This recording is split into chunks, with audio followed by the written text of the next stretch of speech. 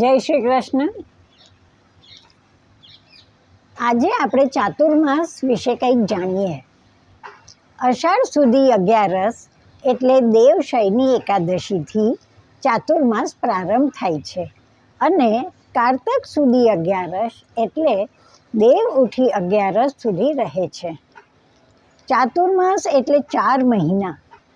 પ્રભુ શ્રી વિષ્ણુ આ અષાઢ સુધી એકાદશીએ ભવ્ય ક્ષીરસાગરમાં શેષનાગની શૈયા પર 4 માસની યોગ નિદ્રામાં પ્રવેશે છે.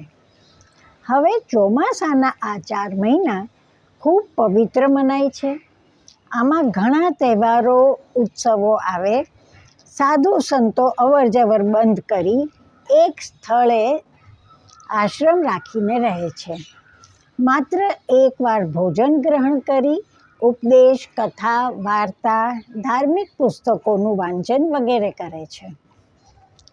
લોકો આ સાંભળવા જતા હોય યા તો એકવાર જમવાનું વ્રત રાખી અથવા તો અમુક શાકભાજી કે ફળ ન ખાવાનું વ્રત લેતા હોય છે. વળી કોઈ મૌન પાળી હરિનામ જપ કરે છે. શ્રી નારાયણ સાગરમાં નિદ્રા કરે છે, તેથી આ જળ ખૂબ પવિત્ર મનાય છે.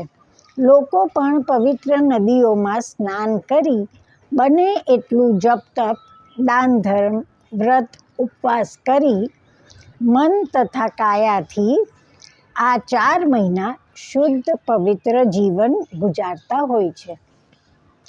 જય શ્રી કૃષ્ણ. ફરી મળીશું.